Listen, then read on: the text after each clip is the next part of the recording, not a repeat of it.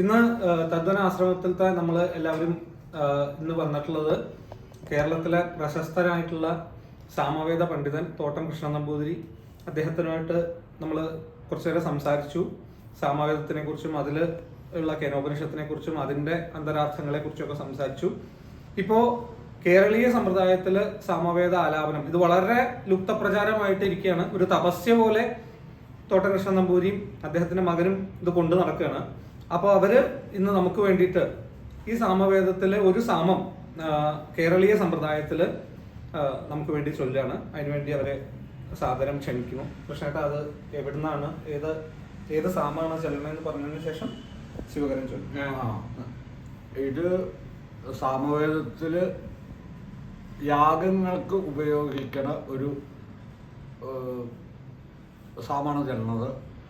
അത് സുബ്രഹ്മണ്യ ആഹ്വാനം എന്ന് പറയും. യാഗത്തിന് ഉപയോഗിക്കണമെന്ന് എല്ലാവരും കേട്ടിട്ടുണ്ടാവാം. കുറച്ചുകൂടി എളുപ്പമുള്ളതാണ് അതാക്കിയത്.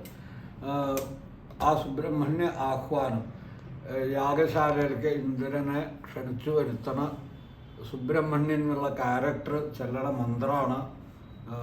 ഈ 16 ക്യാരക്ടേഴ്സ് ഉണ്ടായിട്ടുള്ള ഒരു ക്യാരക്ടറാണ് സുബ്രഹ്മണ്യൻ. അയാൾ സാമവേദി ആയിരിക്കണം എന്നാണ് നിയമം. അങ്ങനെ ആ സുബ്രഹ്മണ്യൻ എന്നുള്ള ക്യാരക്ടർ ഇന്ദ്രനെ യാഗശാലയിലേക്ക് ക്ഷണിച്ചു വരുത്തണ ആ ഒരു സങ്കല്പത്തിലുള്ള ഒരു മന്ത്രമാണ് ഈ മന്ത്രം. അതാണ് ഇതിൽ മഹൻ ചെല്ലും. സുബ്രഹ്മണ്യോ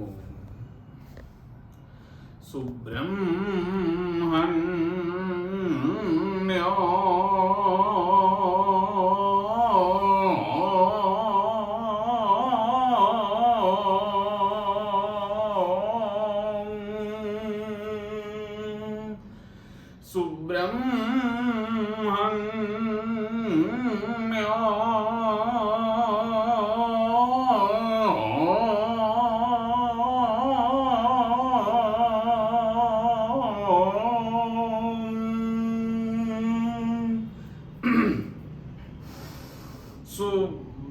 സുബ്രഹ്മണ്യോ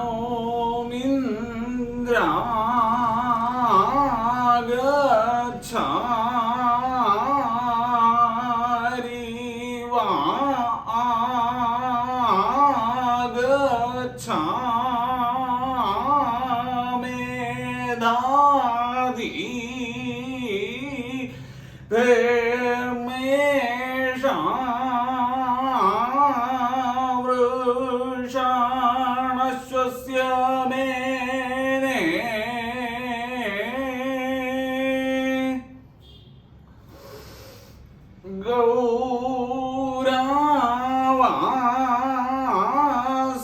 ഗൗരാവാസ്കന്ദിൻ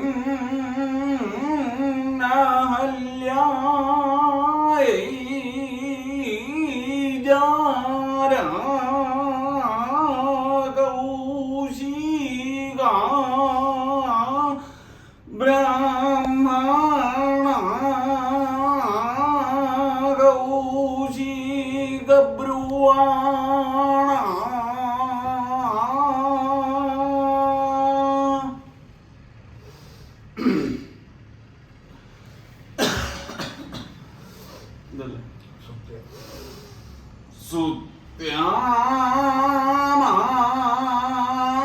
സുത്യാമാഗച്ഛ മകളവൻ ദേവാ ബ്രഹ്മണ ഗച്ഛദ ഗച്ഛദ ഗച്ഛദ